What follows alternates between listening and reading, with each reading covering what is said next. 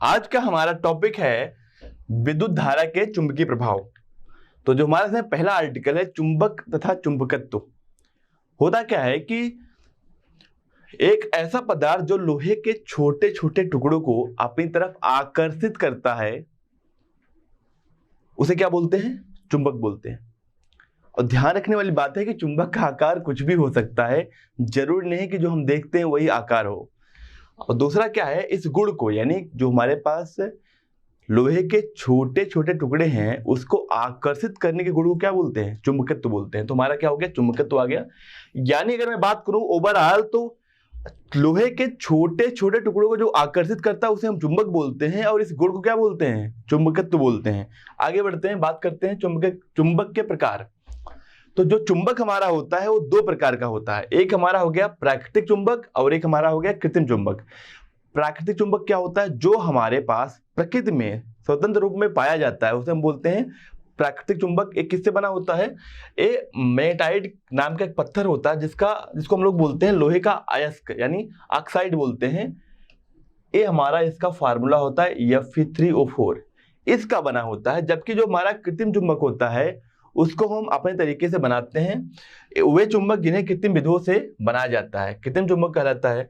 तो देखिए जो कृत्रिम चुंबक होता है वो मुख्यतः किससे बनाया जाता है? लोहे से और कोबाल्ट, इस्पात, इन सब से मिलकर बनाया जाता है। अब यहाँ इन दोनों में डिफरेंस क्या है? क्या जरूरत पड़ी इसको कृत्रिम चुंबक बनाने की? तो जरूरत ऐसी है कि जो हमारे पास प्राकृतिक चुंबक होते हैं ना उनका आकार अलग होता है, पर हमारे पास जो कृत्रिम चुंबक है ना हम उसका आकार अपने तरीके से बना सकते हैं। जैसे कि हमारे पास जो कृत्रिम चुंबक होता है छड़ चुंबक, हम उसे बनाते हैं इस तरीके के छड़ चुंबक जो हमारे लिए बहुत उपयोगी होता है। नाल चुंबक है, नाल का मतलब होगा जो घोड़े की नाल होती है ना उस तरीके के भी चुंबक हम लोग इस तरह से बनाते हैं, ठीक है ना। तो यानी हम अपनी सुविधा के अनुसार उसका अलग अलग शेप यानी आकार का चुंबक हम बना पाते हैं कृत्रिम चुंबक की मदद से। यानी जो अपने चुंबक बनाते हैं उसमें हम अपना आकार डिसाइड कर पाते हैं। जबकि प्राकृतिक चुंबक में क्या है कि वो जैसे हमें मिल रहा है उसका आकार वो है, हम उसको तोड़ के बहुत अच्छा आकार नहीं दे सकते। तो यानी हम लोग जो कृत्रिम चुंबक होता है उसका आकार अपने तरीके से बनाते हैं। अगर सेकंड बात बोलूँ तो हमारा जो कृत्रिम चुंबक होता है ना वो ज़्यादा बल से आकर्षित करता है। यानी हम बोल सकते हैं कि वो ज़्यादा बहुत हाई इंटेंसिटी यानी बहुत ज्यादा तीव्रता की चुंबकीय क्षेत्र उत्पन्न कर पाता है। आगे बढ़ते हैं, बात करते हैं चुंबकीय ध्रुव। तो ध्यान रखिएगा चुंबक के दो ध्रुव होते हैं। अगर मैं बात करूं हमारे पास एक छड़ चुंबक है, अगर इसको स्वतंत्रता रूप से लटकाया जाए तो ये हमेशा इसका जो नॉर्थ वाला यानी उत्तरी ध्रुव है वो हमेशा अपने अर्थ के पृथ्वी के उत्तरी ध्रुव और जो हमारा इसका दक्षिणी ध्रुव है वो पृथ्वी के दक्षिणी ध्रुव के साथ ही क्या होता है? रुकता है। और जो उत्तरी ध्रुव के साथ रुकता है उसको बोलते हैं उत्तरी ध्रुव यानी नॉर्थ पोल इसका बोल देते हैं चुंबक का। और जो हमारा दक्षिणी ध्रुव है जो पृथ्वी के दक्षिण में जाके रुकता है उसे क्या बोलते हैं? इससे जो है चुंबक का दक्षिणी ध्रुव। तो हमारे पास एक उत्तरी ध्रुव हो गया और एक दक्षिणी ध्रुव हो गया। तो कैसे डिसाइड करते हैं हमने आपको बता दिया। आगे बढ़ते हैं, बात करते हैं चुंबक के गुण। तो यहां देखिएगा चुंबक के ध्रुवों पर चुंबकत्व सबसे अधिक होता है। यानी अगर मैं बात करूं सबसे ज्यादा चुंबकत्व यहां होता है इसके ध्रुव पे, तथा मध्य की ओर कम होता है यानी बीच की ओर क्या होता है? कम होता है। चुंबक के ठीक मध्य में चुंबकत्व क्या होता है? शून्य होता है। चलिए आगे बात करते हैं। हमारा अगला जो है किन्हीं दो चुंबक को समान ध्रुव एक दूसरे को प्रतिकर्षित करते हैं और असमान ध्रुव एक दूसरे को आकर्षित करते हैं। जैसे आवेश हमारे क्या थे? अगर दोनों आवेश धनात्मक थे तो क्या करते थे? प्रतिकर्षित करते थे। दोनों अगर ऋणात्मक है तो क्या करते थे? प्रतिकर्षित करते थे। वैसे यहां भी है, अगर दोनों हमारे पास एक साथ क्या हो उत्तरी ध्रुव हैं दोनों तो क्या करेंगे? प्रतिकर्षित करेंगे। अगर दोनों जो साथ वाले हैं वो दोनों दक्षिणी ध्रुव हैं तो क्या होंगे? दोनों एक दूसरे को प्रतिकर्षित करेंगे। जबकि अगर हमारे पास क्या है? एक उत्तरी ध्रुव है और एक क्या है? दक्षिणी ध्रुव है। तो ये क्या करेंगे? एक दूसरे को आकर्षित करेंगे। ठीक है, अब आगे बढ़ते हैं, बात करते हैं। अच्छा हाँ, जो तीसरा हमारा है इसमें एक कहा गया है अगर हम किसी चुंबक को, ये हमारे पास एक चुंबक है जिसका एक उत्तरी ध्रुव ए है और एक दक्षिणी ध्रुव है। अगर मैं इसको यहां से कट करता हूं तो जब हमारा कटा हुआ अगर पार्ट देखो तो हमारे पास ऐसे बच रहा है ना, यहाँ उत्तरी ध्रुव है तो यहाँ अपने आप से क्या आ जाएगा? दक्षिणी ध्रुव आ जाएगा। देखिए अगर इसको कट करते हैं तो यहाँ ऐसे आएगा, ये हमारा उत्तरी ध्रुव है, तो यहाँ आ जाएगा दक्षिणी ध्रुव, और जो इधर वाला पार्ट है उसमें इधर आ जाएगा उत्तरी ध्रुव, इधर आ जाएगा दक्षिणी ध्रुव। इस तरीके से अपने आप से हमारा ध्रुव बन जाएगा। यानी हमेशा चुंबक जो है, चुंबक में उत्तरी और दक्षिणी ध्रुव साथ साथ पाए जाएंगे। ऐसा कभी नहीं होगा कि हमारे पास सिंगल यानी सिर्फ उत्तरी ध्रुव पाया जाए कहीं। अब बात करते हैं चुंबकीय क्षेत्र क्या होता है। तो देखिएगा, यदि किसी कंपास सुई के छड़ चुंबक के समीप किसी बिंदु पर रखें तो सुई विक्षेपित होकर निश्चित दिशा में ठहर जाती है। अब यदि सुई को फिर छड़ चुंबक के समीप ही किसी अन्य बिंदु पर रखें तो वह घूमकर अन्य दिशा में स्थिर हो जाती है।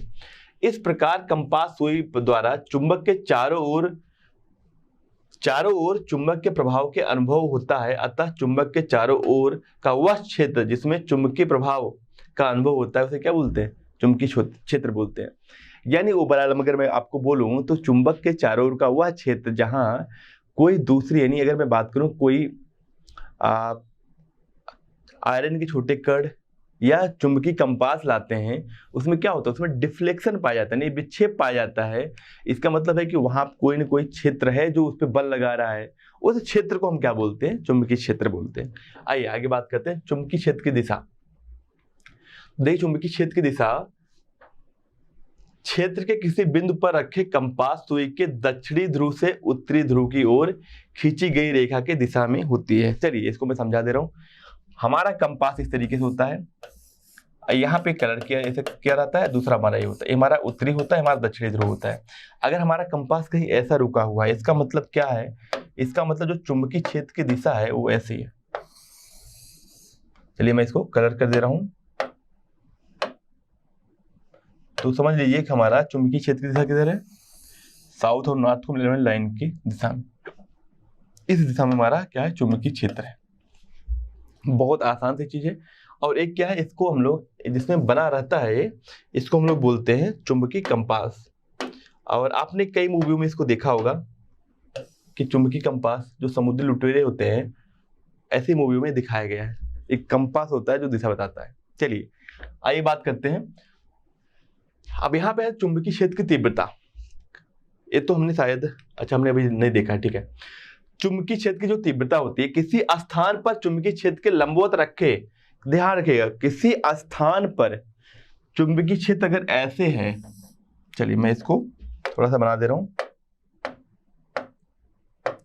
अगर किसी स्थान पर चुंबकीय क्षेत्र हमारा ऐसा है, इस दिशा में है,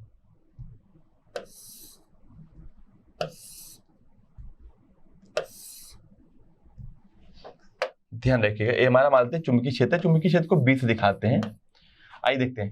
किसी स्थान पर चुंबकीय क्षेत्र के लंबवत एकांक लंबाई के तार में एकांक धारा प्रवाहित करने पर तार पर कार्यरत जो बल है ना, उसे क्या बोलते हैं? बल पर स्थान पर चुंबकीय क्षेत्र की तीव्रता कहलाती है। चलिए इस बात को समझते हैं। ये हमारा मानते हैं चुंबकीय क्षेत्र की तीव्रता इधर है। इसके लंबवत अगर हम बोलें, हमारे पास कोई 1 मीटर का वायर है, यानी तार है, जिसमें एकांक धारा बह रही है। ये हमारा एक तार है जिसमें क्या हो रहा है? ये 1 मीटर का तार है और इसमें क्या 1 एम्पियर की धारा बह रही है। तो इस पे जो लगने वाला बल है इस बिंदु पे, उस बिंदु पे क्या होगा? वो चुंबकीय क्षेत्र की तीव्रता उस बिंदु पे दिखाएगा। आइए समझते हैं बात। चुंबकीय क्षेत्र की तीव्रता एक सदिश राशि है, क्योंकि हमारे क्या इसकी दिशा होती है, इसलिए क्या होती है? हमारी सदिश राशि होती है। और इसका मात्रक क्या होता है? न्यूटन पर एम्पियर मीटर। क्या होता है? न्यूटन पर एम्पियर मीटर।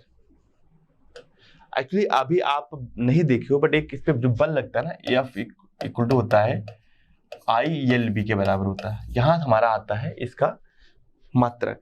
तो क्या होता है? न्यूटन पर एम्पियर मीटर, जिसको बोलते हैं वेबर पर मीटर स्क्वायर भी बोलते हैं। इसी चीज को क्या बोलते हैं? वेबर पर मीटर स्क्वायर बोलते हैं। यदि चुंबकीय क्षेत्र के प्रत्येक बिंदु पर चुंबकीय क्षेत्र की दिशा की तीव्रता एक दिशा और परिमाण के समान हो तो वह क्या बोलते हैं? एक समान चुंबकीय क्षेत्र बोलते हैं। अगर मान लो किसी क्षेत्र में अगर मैं बात करूं तो जो चुंबकीय बल रेखाएं हैं उनके बीच की दूरी क्या हो? समान हो, तो ये क्या होता है? हमारा एक समान चुंबकीय क्षेत्र है। आइए आगे बढ़ते हैं। अगर कहीं भी क्या हो, चुंबकीय क्षेत्र की जो बीच की दूरी है अगर ये बदल जाए, किसी में ज्यादा किसी में कम हो, इसका मतलब क्या हो, वो हमारा असमान चुंबकीय क्षेत्र है। आगे बात करते हैं चुंबकीय बल रेखाएं। चुंबकीय बल रेखाएं क्या होती है, उत्तरी ध्रुव से निकलती हैं और कहाँ जाती हैं, दक्षिण ध्रुव में जाती हैं इस चुंबक के बाहर। अगर मैं चुंबक के बाहर की बात करूं, कहां से कहां जा रहा है, देखिए उत्तरी ध्रुव से जा रहा है दक्षिणी ध्रुव। जबकि अगर मैं बात करूं अंदर, अंदर कहां जाता है, अंदर दक्षिणी ध्रुव से क्या जाता है, उत्तरी ध्रुव में। तो चुंबक से जो बल रेखाएं निकलती हैं जिसको बोलते हैं चुंबकीय बल रेखाएं, वो उत्तर से निकल के दक्षिण में जाती हैं चुंबक के बाहर। अगर मैं अंदर की बात करूं तो अंदर क्या होता है, दक्षिण से उत्तर में आती है। ध्यान रखने वाली बात है। आगे चलते हैं और यहाँ पे ध्यान रखिएगा, किसी बिंदु पे अगर मैं यहाँ पे इस बिंदु पे हमें निकालना हो चुंबकीय क्षेत्र की तीव्रता क्या होगी, तो हम इस बिंदु पे क्या करेंगे, इस बिंदु पे एक खींचेंगे स्पर्श रेखा। जो स्पर्श रेखा है इस बिंदु पे चुंबकीय क्षेत्र की तीव्रता की दिशा बताती है, किस दिशा में चुंबकीय क्षेत्र है। आगे बढ़ते हैं, बात करते हैं चुंबक के समीप बल रेखाएं चुंबक के चुंबकीय क्षेत्र के कारण होती हैं। अब यहाँ पे देखिए, ये हमारा जो है एक उत्तरी ध्रुव और दक्षिणी ध्रुव, एक यानी हमारे पास चुंबक है, उसकी वजह से चुंबकीय क्षेत्र बल रेखाएं कैसे होंगी ये दिखाया गया है। तो यहाँ देखिएगा, ये तो हमारे पास क्या हो गया, यहाँ पे एक्चुअली कहानी ऐसी कुछ है कि अगर यहाँ पे मान लेते हैं, ये हमें ये बताया जा रहा है, देखिए हो सकता है कई लोग कंफ्यूज हो गए होंगे इस फिगर को देख के। हमारे पास क्या है, चुंबकीय बल रेखाएं हैं पहले, अब इनके बल रेखाएं पहले से ही थी, अब यहाँ पे चुंबक लाने पे जो कहानी होगी वो दिखाया गया है यहाँ पे, ठीक है ना। अब मान लेते पहले यहाँ पे चुंबकीय क्षेत्र था, अब यहाँ पे एक चुंबक लाया गया तो क्या होगा, जो बल रेखाएं यहाँ से जा रही है ना, चलिए यहाँ दिखाता हूं मैं, जो बल रेखाएं यहाँ से जा रही है ना, अगर आप यहाँ चुंबक ला देंगे तो क्या होगा, अगर आप यहाँ चुंबक रख देंगे उत्तरी और दक्षिणी ध्रुव, तो क्या होंगे, जो चुंबक इधर जा रहे हैं ना वो क्या होंगे, इसमें दक्षिण ध्रुव में चले जाएंगे, इसके अंदर इस तरीके से जाएंगे, वही दिखाया गया है यहाँ पे, जो इधर वाली है वैसे निकल जाएंगे ऐसे करके, तो वही दिखाया गया है। अगर हम लोग चुंबकीय क्षेत्र में किसी चुंबक को रखें तो इस तरीके की कहानी बनती है। और न्यूट्रल पॉइंट जहां चुंबकीय बल रेखाएं है ही नहीं, वो हमारा क्या है, वहां पे क्या है, चुंबकीय यानी चुंबकीय क्षेत्र हमारा 0 है, तो उसको इस तरह दिखाया गया है। आगे बढ़ते हैं, बात करते हैं चुंबकीय बल रेखाओं के गुण। तो देखिए चुंबकीय बल रेखाओं के अपने गुण हैं, तो एक एक करके बात करते हैं। चुंबकीय बल रेखाएं सदैव चुंबक के उत्तरी ध्रुव से निकलकर कहां जाती हैं, दक्षिणी ध्रुव में जाती हैं, किसके, चुंबक के बाहर, और अंदर कहां जाती हैं, अंदर जो है दक्षिण से उत्तर में जाती हैं। चुंबकीय बल रेखाएं हमेशा क्या बनाती हैं, बंद वक्र बनाती हैं। बंद वक्र हमने दिखाया था कैसे, ये हमारे पास चुंबक है, देखिए यहाँ पे ये हमारे पास उत्तरी और दक्षिणी ध्रुव है, तो क्या होगा, उत्तर से निकल के कहाँ जाएगा, दक्षिण में जाएगा, फिर दक्षिण से उत्तर में, इस तरीके से बंद वक्र बनाता है।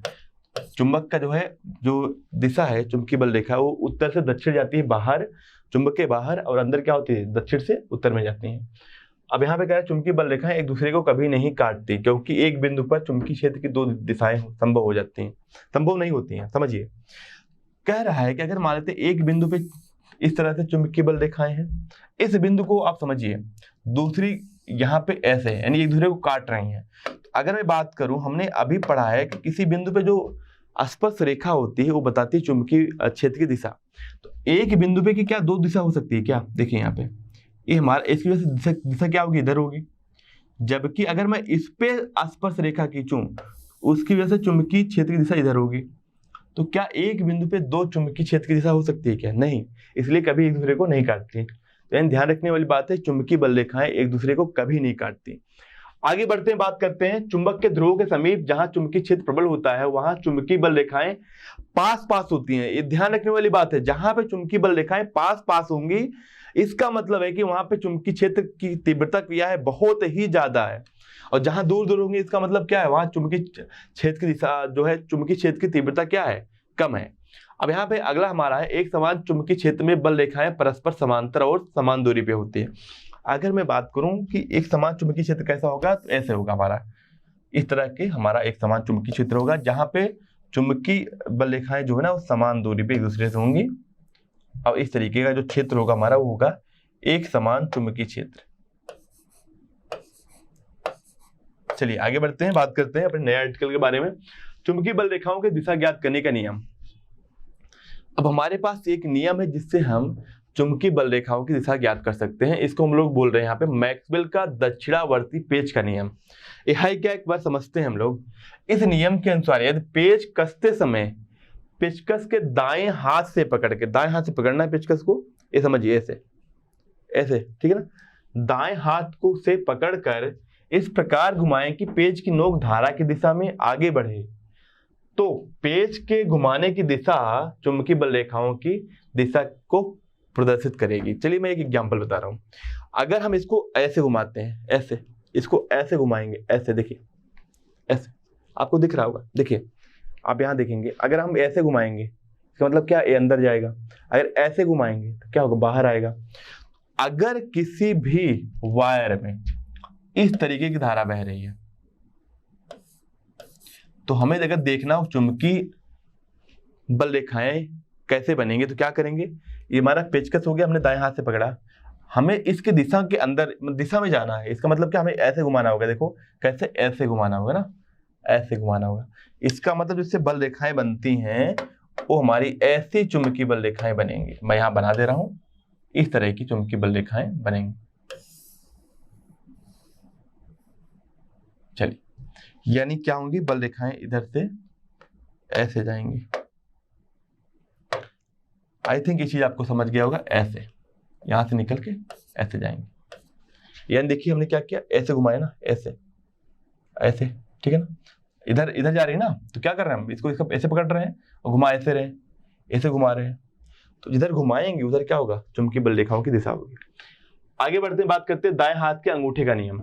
अब दाएं हाथ के अंगूठे का नियम क्या होता है उसको देख लेते हैं। इससे भी क्या करते हैं हम लोग, चुंबकीय क्षेत्र की दिशा ज्ञात करते हैं किसी धारा प्रवाहित चालक की वजह से। क्या हो रहा है इसमें, क्या बोल रहा है कि इस नियम के अनुसार यदि दाएं हाथ के अंगूठे एक सीधी धारावाही चालक के इस प्रकार पकड़े कि अंगुलियां तार से लिपटी हों और अंगूठा धारा की दिशा में हो, तो लिपटी हुई अंगुलियां की दिशा चुंबकीय बल रेखाओं की दिशा होगी। बहुत सिंपल सी बात है। अगर धारा ऐसी बह रही है तो हमें क्या करना है, हमें अंगूठी की दिशा क्या करनी है, अंगूठी की दिशा धारा की दिशा में कर लेनी है और इसको ऐसे पकड़ लेना है। अगर ऊपर जा रही है मतलब ऐसे करना है, हमें घुमाना है। इसका मतलब जो हमारे अंगुलियां है ना, देखिए अंगुलियां जो है, घुमाना ही नहीं है यहाँ पे देखिए, बस सिंपल सी बात है, धारा इसमें बह रही है इस तरह से, जिस दिशा में बह रही है उस दिशा में क्या करेंगे, अंगूठा रखेंगे और अंगुलियां मोड़ेंगे। अंगुलियां जिस दिशा में मुड़ रही हैं इसको पकड़ने के लिए, वही क्या है, चुंबकीय बल रेखाओं की दिशा है। बहुत आसान था। चलिए आगे बढ़ते हैं, बात करते हैं विद्युत धारा का चुंबकीय प्रभाव।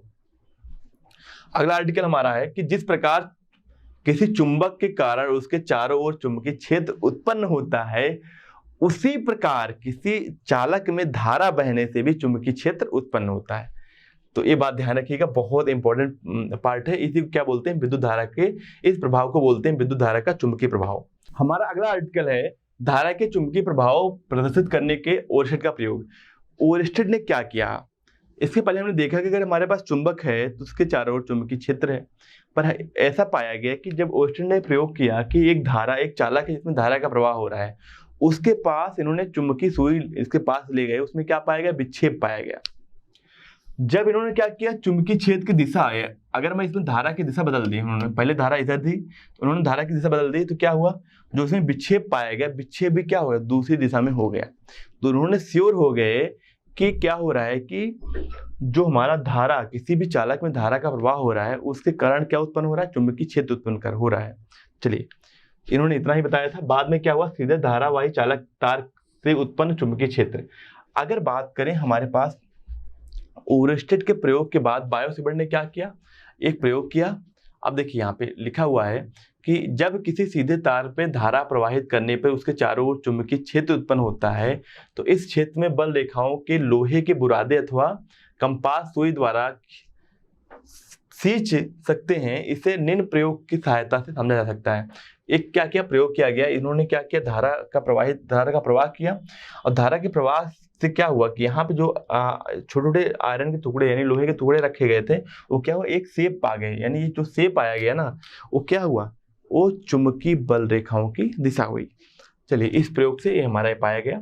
आगे बात करते हैं, बातें करेंगे हम लोग कि किसी भी हमारे पास अगर छोटा सा, यहाँ देखिए, अगर कोई धारा का प्रवाह हो रहा है तो उसकी वजह से क्या होगा, चुंबकीय क्षेत्र कितना होगा किसी बिंदु पे, वही निकाला गया है। तो देखिए किसी बिंदु पे जो चुंबकीय क्षेत्र है ना बी, वो क्या हो रहा है, वो धारा के समानुपाती है, और उसके बीच की दूरी जहां निकालना है, अगर मान लो यहाँ निकालना है आर दूरी पे, इसके क्या हो रहा है, 1/n इनकी दूरी के व्युत्क्रमानुपाती है। और उसके बाद क्या कर रहा है, उपरोक्त नियमों के हिसाब मिलाने पर क्या हो रहा है, हमारा जो बी हो रहा है ना, वो अनुक्रमानुपाती क्या, I/R के।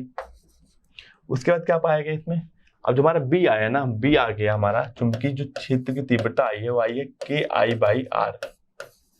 अब यहां देखिएगा,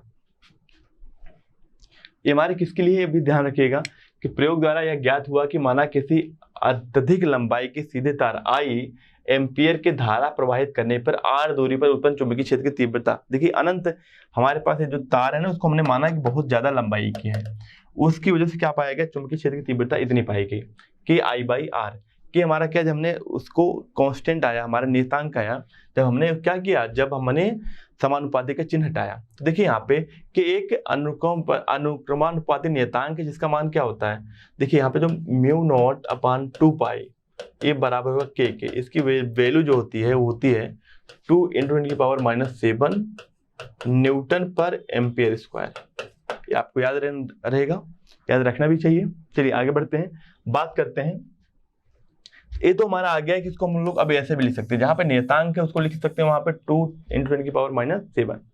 तो यहाँ पे देखिए उपरोक्त सूत्र द्वारा यह ज्ञात हुआ कि तार में जितना धारा अधिक होगी उतना क्या होगा, हमारा चुंबकीय क्षेत्र होगा, और जितनी दूरी भी निकालेंगे वहां क्या होगी, दूरी बढ़ाएंगे चुंबकीय क्षेत्र की तीव्रता क्या होगी, घटेगी। इन ज्यादा दूरी पे तार से वहां पे चुंबकीय क्षेत्र की तीव्रता कम होगी, पास में ज्यादा होगी। ठीक है, चलिए एक हमारा क्वेश्चन है, कह रहा है एक अनंत लंबाई की सीधे तार में कितना धारा प्रवाहित की जाए कि धारा से 50 सेमी दूरी पर इतना एम्पियर न्यूटन पर एम्पियर मीटर का चुंबकीय क्षेत्र उत्पन्न हो। तो देखिए हमारे पास एक हमारे पास क्या है, तार है जिसमें धारा कितनी दूरी पे, R दूरी पे, R कितना दिया है यहाँ पे 50 सेंटीमीटर, यानी 5 × 10⁻⁻1 मीटर। यहाँ पे कितना चुंबकीय क्षेत्र उत्पन्न हो, ये उत्पन्न हो 1/2, 0.5 क्या लिखेंगे 1/2। चलो इसको आप 0.5 ही लिखते हैं, क्या दिक्कत है हमें, हम इसको 0.5 ही लिखते हैं। यहाँ पे हमारे पास आ गया 0.5, 10 की पावर क्या दिया है हमारा -4 दिया है। तो यहाँ पे देखिए, यहाँ पे जो चुंबकीय क्षेत्र की तीव्रता होगी बी कितना होता है हमारा 2π, यहाँ पे होता ना, सिंपल सी बात है, हमारा इसकी वैल्यू क्या होती है 2π 10 की पावर -7 होती है। पर यहाँ देखिएगा, अगर मैं बात करूं, जो हमारा के आया था ना, के आया था μ0/2π, इसकी जो वैल्यू आई थी 2 × 10⁻⁷, यही आया था हमारा।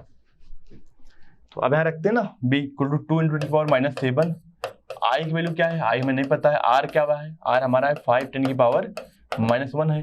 तो यहाँ से हम कर सकते हैं, देखिए 2 × 10⁻⁻7 अपान क्या, इसको लिखेंगे 5, जब 10 की पावर के ऊपर जाएगी क्या होगा, प्लस हो जाएगा, 1 = क्या हो जाएगा हमारा 0.5 10 की पावर -4। यहाँ देखिएगा, यहाँ हमारा आ गया, पर यहाँ पे आई भी तो आएगा, यहाँ पे आई भी हमारा है, आई तो रहेगा ही, आई × 2 10 की पावर क्या बचेगा यहाँ पे -6। अब इसको 5 इधर लेके आते हैं, क्या होगा 2.5 हो जाएगा 10 की पावर -4। तो यहाँ से हमारा I × 2 = हो जाएगा 2.5 10 की पावर 2 हो जाएगा, जब इसको ऊपर ले जाएंगे। तो यहाँ देखिएगा हमारा जो I आ जाएगा वो आ जाएगा 2.5 × 100/2, कितना आ गया हमारे पास 250/2, यानी हमारा आ गया 125 एम्पियर, यानी 125 एम्पियर हमें करंट फ्लो करानी होगी, जबकि काफी ज्यादा करंट है। अगला जो हमारा नियम है वो है एम्पियर के तैरने का नियम। एम्पियर ने सिंपल सी बात बोली कि यदि किसी कोई व्यक्ति तार में प्रवाहित धारा की दिशा में इस प्रकार तैर रहा हो कि उसका मुंह क्या हो, चुंबकीय सुई की ओर हो, तो सुई का जो उत्तरी ध्रुव उसके बाएं हाथ की ओर घूम जाएगा। देखिएगा क्या है, तो सुई का जो उत्तरी ध्रुव है ना उसके बाएं हाथ की तरफ घूम जाएगा। इसकी मदद से हम क्या कर सकते हैं, निकाल सकते हैं चुंबकीय क्षेत्र की तीव्रता की दिशा। चलिए आगे बढ़ते हैं। किसी धारावाही वृत्ताकार पास के कारण चुंबकीय क्षेत्र, किसी धारावाही वृत्ताकार पास की वजह से क्या होगा, चुंबकीय क्षेत्र क्या होगा। देखिए यहाँ पे ध्यान रखने वाली बात है कि हमारे पास एक पास ए है, ठीक है, जिसमें धारा इस दिशा में बह रहा है, इसकी वजह से जो हमारा चुंबकीय क्षेत्र आएगा वो कैसा आएगा। देखिएगा यहाँ पे हमारे पास दोनों नियम है जो बताए गए थे हमें, तो इस तरीके से भी देख सकते हैं। तो अब हम इसको डायरेक्ट आपको बता दे रहा हूं याद करने के लिए। अगर ऐसा है इसका मतलब क्या हो गया, आप इसको इस तरह से एस बना दोगे, ठीक है ना। एस का मतलब क्या हो गया हमारा दक्षिणी ध्रुव। दक्षिणी ध्रुव में क्या होता है, चुंबकीय बल रेखाएं इसके अंदर आती है, इसका मतलब क्या होगी, बल रेखाएं ऐसे अंदर आएंगी और बाहर जाएंगे। इस तरीके से चुंबकीय बल रेखाएं उत्पन्न होंगी। कैसे? इस तरह से।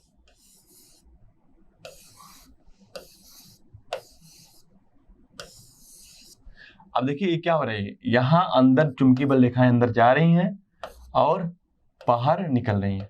इस तरीके से यहाँ क्या होगा, चुंबकीय क्षेत्र होगा।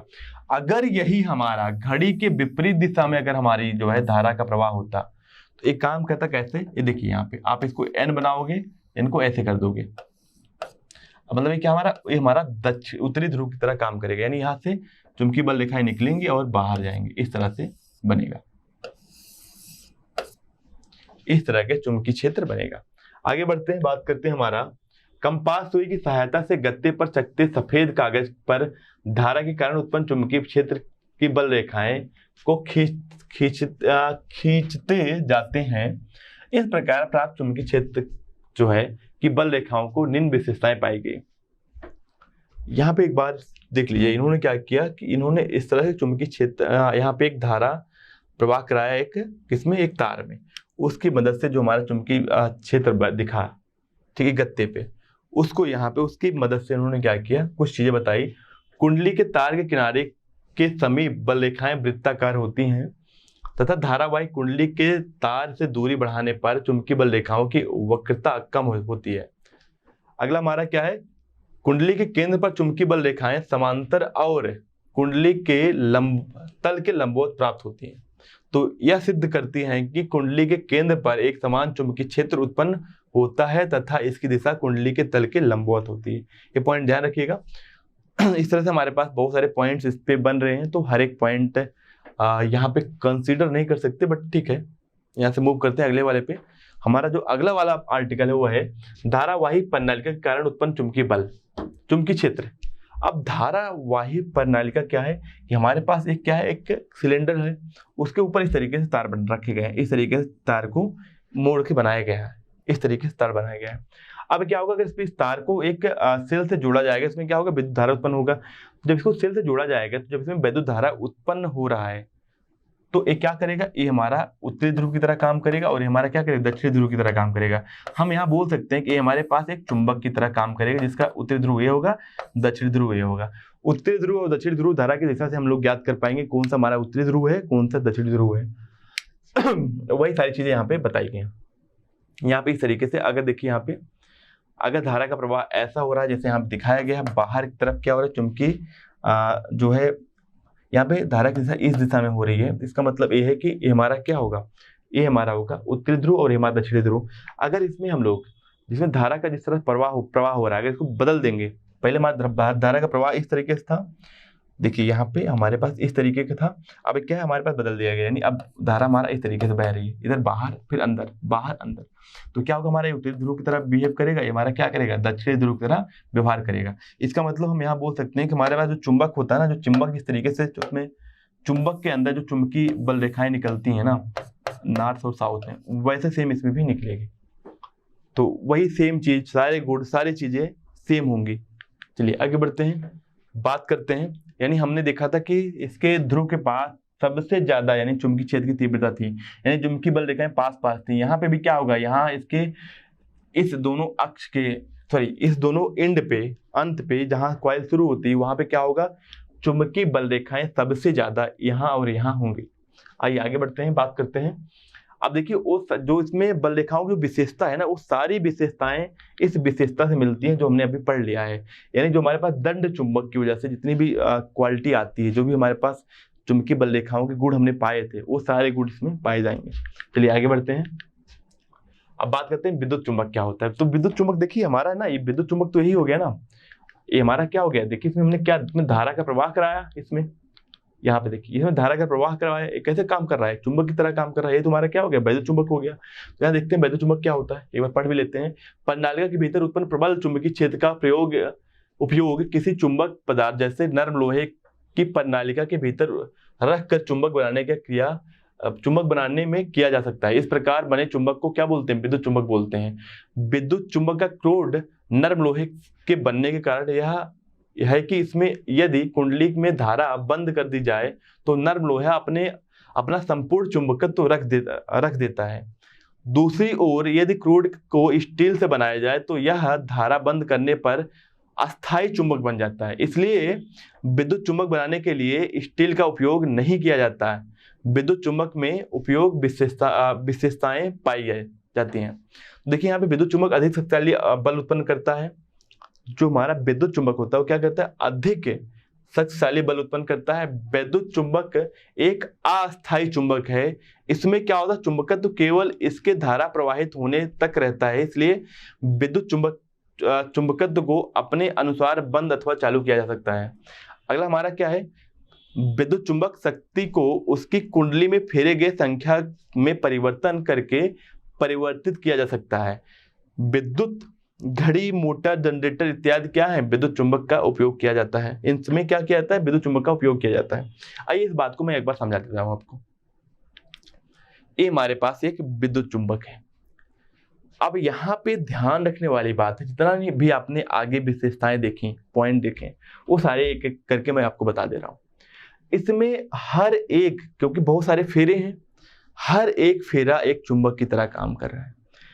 जितना ज्यादा फेरे बढ़ाएंगे उतना ही ज्यादा सामर्थ्य वाला हमारा है विद्युत चुंबक बन जाएगा। यानी इसकी वजह से एक तो विद्युत चुंबक ज्यादा होता है और इसको बढ़ा और घटा सकते हैं किसकी मदद से, इसमें कितने फेरे हैं। जबकि धारा बढ़ा देंगे तो और ज्यादा चुंबकीय क्षेत्र उत्पन्न करेगा, यानी और ज्यादा सामर्थ्य वाला हमारा ये चुंबक बन जाएगा। तो हमारा ये जो है इसकी विशेषताएं हैं जिसे हमने देख भी लिया है। अब बात करते हैं अगला हमारा, चुंबकीय क्षेत्र में किसी विद्युत धारावाही चालक पर बल। तो यहाँ पे हम पढ़ने वाले हैं कि चुंबकीय क्षेत्र में कोई एक विद्युत धारा वाला चालक रखा जाए तो उसे बल कितना लगेगा। देखिए अब एक प्रयोग किया गया है, नीचे देख लेते हैं। यहाँ पे हमारे पास एक सिल है, यहाँ पे हमारा उत्तरी ध्रुव है, इधर देखिए, और ये हमारा क्या है, दक्षिणी ध्रुव है, इसके बीच में रखा गया है। तो यहाँ पे क्या होगा, चुंबकीय बल रेखाएं ऐसे होंगी, उत्तर से दक्षिणी तरफ होंगी। अब यहाँ पे एक तार रखा गया है जिसमें धारा का प्रवाह हो रहा है। बैटरी से हमने क्या किया, इसमें धारा का प्रवाह करा है। इसमें मान लेते हैं धारा आई का प्रवाह हो रहा है। देखिए यदि किसी धारावाही चालक के एक वाह्य चुंबकीय क्षेत्र में रखा जाए तो धारावाही चालक पर वाह्य चुंबकीय क्षेत्र के कारण एक बल कार्य करने लगता है। इस बल की दिशा वाह्य चुंबकीय क्षेत्र तथा चालक की प्रवाहित धारा के दिशा के लंबवत होती है। तो यहाँ पे देखें ये सारी चीज लिखी गई है। चलिए मैं बता दे रहा हूँ कैसे किधर इस पे बल लगेगा, ठीक है ना। ये जो सारी चीज लिखी गई है मैं आपको एक एक करके बता दे रहा हूँ। यहाँ देखिए, मान लेते हैं कि हमारे पास क्या है, इधर चुंबकीय क्षेत्र की दिशा है, इधर चुंबकीय क्षेत्र की दिशा है। इससे बेहतर होगा कि आप इसको दूसरे तरीके समझ लो ताकि मैं आपको इसको समझा पाऊँ अच्छे से। और फ्लेमिंग का नियम क्या है वो भी हम लोग यहाँ पे समझा पाएंगे आपको आसानी से। देखिए हमने मान लिया कि जो हमारा चुंबकीय क्षेत्र की दिशा है वो क्या अंदर की तरफ है, किधर है, अंदर की तरफ। और इसमें जो धारा एक हमारे पास क्या है, चालक है जिसमें धारा क्या है, धारा का प्रवाह हो रहा है इसके लंबवत ऐसे, इसमें आई का धारा प्रवाह हो रहा है। तो फ्लेमिंग ने बताया, देखिए यहाँ पे फ्लेमिंग का क्या है हमारे पास, फ्लेमिंग का बाएं हाथ का नियम। बाएं हाथ के नियम से हम क्या निकालते हैं, फिर बल की दिशा निकालते हैं। तो क्या करते हैं, देखिए हम यहाँ पे बाएं हाथ अपना लेते हैं। मैं आपको इस एक्सपेरिमेंट से बता दे रहा हूँ। हम अपना बाएं हाथ लेते हैं, इसमें तीनों अपनी उंगलियों को एक दूसरे के लंबवत रखते हैं। देखो यहाँ पे क्या किया गया है, एक दूसरे को लंबवत रखा गया है तीनों उंगलियों को, ठीक है। बीच वाली फिंगर हो गई, ये हमारा अंगूठा हो गया, ये इसके साथ बीच वाली जो उंगली हो गई, ठीक है ना। अब इस उंगली को क्या करेंगे, चुंबकीय क्षेत्र की दिशा में रखेंगे और इसको क्या, धारा की दिशा में। अब देखिए यहाँ पे हमारे पास धारा की दिशा ये हो गई, चुंबकीय क्षेत्र की दिशा क्या हो गई, अंदर की तरफ हो गई। तो इसमें बल किधर लगेगा, इसमें बल लगेगा इधर। ये हमारे पास फ्लेमिंग के बाएं हाथ के नियम से हमने बता दिया। तो इसमें करना क्या होता है, इस नियम के अनुसार यदि बाएं हाथ के अंगूठे और उसके पास वाली दोनों उंगलियां को इस प्रकार फैलाया जाए कि तीनों एक दूसरे को क्या हो, लंबवत हो, तब इस स्थिति में यदि प्रथम उंगली चुंबकीय क्षेत्र की दिशा यानी बी में हो और दूसरी क्या हो हमारे पास वैद्युत धारा की दिशा में हो, तो अंगूठे की जो दिशा होगी वो क्या होगी, बल की दिशा होगी। हमने आपको बता दिया। अब बात करते हैं विद्युत घरेलू विद्युत परिपथ। जो हमारे पास घर पे जो परिपथ होते हैं उसमें क्या होते हैं, घरों में जो है हमारे पास जो सर्किट्स होते हैं उसके बारे में थोड़ा सा बता दे रहा हूँ। जो इंडिया की अगर मैं बात करूँ तो हमारे पास जो जितने भी हमारे पास लाइक टीवी हमारे पास जो चार्जर हैं तब कितने पे काम करते हैं, 220 वोल्ट पे काम करते हैं। ये हमारे पास पावर मेन पावर सप्लाई होता है, ठीक है ना। इस तरीके से हमारे पास एक मीटर लगा होता है, जो मीटर क्या करता है, हमारे रीडिंग मेजर करता है, किसमें करता है, यूनिट में, यानी किलोवाट घंटा में। तो यहाँ पे हमारे पास इस तरीके की पूरा सर्किट बना होता है। एक जगह से हमारा क्या होता है, मेन पावर हाउस से सप्लाई होती है, एक एक करके हमारे घरों में आती है। हमारे घर में क्या होता है, 220 वोल्ट पे सारे हमारे पास जो विद्युत उपकरण होते हैं वो ऑपरेट करते हैं। इस तरीके की हमारे पास सारी चीजें होती हैं। अब यहाँ पे देखिए अलग अलग डिपार्टमेंट होते हैं जिसकी मदद से हम लोग चीज़ों को मैनेज करते हैं। जैसे कि हमारा पहला क्या हो गया, वितरण बॉक्स क्या हो गया, डिस्ट्रीब्यूशन बॉक्स। हमारा वितरण बॉक्स का मुख्य कार्य आवश्यकता अनुसार मेन लाइन को अथवा अलग अलग ब्रांच लाइन में बांटना। वितरण बॉक्स में धातु की 2 छड़ें डी लगी होती हैं जो मुख्य लाइन के दोनों तारों से जुड़ी होती हैं। वितरण बॉक्स के छड़ों से कोई ब्रांच लाइन ली जाती है जो घरों के अलग अलग भागों में ले जाई जाती है। प्रत्येक ब्रांच लाइन में गर्म तार में फ्यूज लगाया जाता है ताकि अगर धारा का मान बढ़े तो हमारा फ्यूज क्या हो, फ्यूज हो जाए। अब बात करते हैं विद्युत फ्यूज का काम क्या होता है। विद्युत फ्यूज सिंपल सी बात होती है, किसी भी घर के सबसे मेन यहाँ से यानी धारा का प्रवाह हो रहा है वहां लगा होता है। अगर कहीं भी शॉर्ट सर्किट होती है, शॉर्ट सर्किट अगर कहीं होता है तो क्या होता है, उसमें धारा की वैल्यू बढ़ती है तार में। जब तार में धारा की वैल्यू बढ़ेगी, जो फ्यूज तार है उसमें जब धारा बढ़ेगा तो हमारा फ्यूज तार में क्या होगा, हीटिंग इफेक्ट होगा, यानी तापमान बढ़ने से क्या होगा, हमारा वो तार फ्यूज हो जाएगा। इसलिए हमारा फ्यूज का काम क्या है कि जो है धारा को रोकना। जब तार हमारा कट जाएगा तो उसके धारा उसके आगे नहीं जाएगी। चलिए लघु पतन क्या होता है, शॉर्ट सर्किट इसको हम लोग बोलते हैं। जब विद्युत जो है विद्युत तन्य अथवा गर्म तार तथा उदासीन तार दो सीधे संपर्क में आते हैं तो अवितरण हो जाता है। यह तब होता है जब तारों की विद्युत रोधन क्षतिग्रस्त हो जाता है अथवा साथित में कोई दोष आ जाता है। ऐसी स्थितियों में किसी परिपथ में विद्युत धारा अकस्मात बहुत अधिक हो जाती है, इसे बोलते हैं लघु पतन। इसका मतलब क्या है मैं आपको बता दे रहा हूँ। जैसे कि हमारे पास मानते हैं एक बल्ब लगा हुआ है, ठीक है ना। अब बल्ब लगा हुआ है, बट हो क्या रहा है कि बल्ब में एक शॉर्ट सर्किट ऐसे हो जा रहा है कि एक तार यहाँ पे एक दूसरे को कनेक्ट कर ले पा रहा है यहाँ से, यानी जो यहाँ से धारा आ रही है ना उसमें धारा जाएगी नहीं, धारा इसमें जाएगी। अब प्रतिरोध तो कम हो गया, प्रतिरोध कम हो गया तो क्या होगा, धारा बढ़ जाएगी। हमने पढ़ा भी है जहाँ प्रतिरोध कम होगा वहाँ क्या होगा, धारा बढ़ जाएगी। अब बात करते हैं भू संपर्क, यानी अर्थिंग क्यों करते हैं। अर्थिंग करते हैं हम लोग, हमारे पास एक मेन लाइन आती है, दूसरी हमारे पास क्या अर्थिंग लाइन होती है। तो मेन लाइन जो आवेश जो है वो अर्थिंग के थ्रू क्या होते हैं, हमारे पास अर्थ में चले जाते हैं, पृथ्वी में चले जाते हैं, उसका काम अर्थिंग हो गया। विद्युत से खतरे, देखो खतरे तो बहुत सारे हैं, हमें पता है। विद्युत परिपथ उस तथा उससे जुड़े उपकरण में आग लग सकती है क्योंकि उसमें हीटिंग इफेक्ट होता है। दूसरा क्या होता है, विद्युत परिपथ के संपर्क करने पर मनुष्य की तीव्र विद्युत झटका लग सकता है जिससे प्रॉब्लम हो जाती है। हमने ऐसे बहुत सारे एग्जाम्पल देखे हैं। अब बात करते हैं विद्युत से खतरे के कारण। देख कारण तो बहुत स्पष्ट है कि अगर मैं बात करूं कहीं किसी तार में अगर धारा का प्रवाह हो रहा है, इसका मतलब क्या हो रहा है, उसमें जो है इलेक्ट्रॉन एक जगह से दूसरी जगह क्या करें, प्रस्थान कर रहे हैं। विद्युत से खतरे के निम्नलिखित कारण है। यदि उपकरण से जुड़े तार का संबंध ढीला होता है तो तार में आग लगने की संभावना रहती है। यदि स्विच की संरचना में दोष हो तथा स्विच में तारों के संबंध दोषयुक्त हो, यानी जहां मेन तार को लगाना चाहिए वहां हमने अर्थिंग लगा दिया, ऐसे क्या गड़बड़ियां कर दी तो उसमें क्या होता है, हमारे पास खतरे का डर रहता है। तो स्विच में आग लग सकती है तथा विद्युत उपकरण के जलने की संभावना रहती है। तीसरा हमारा क्या, यदि विद्युत परिपथ में प्रयुक्त संयोजन तार की विद्युत रोधन खराब होता है तो विद्युत परिपथ में लघु पतन होने की संभावना रहती है। लघु पतन यानी शॉर्ट सर्किट, इसके बारे में आपको बताया है।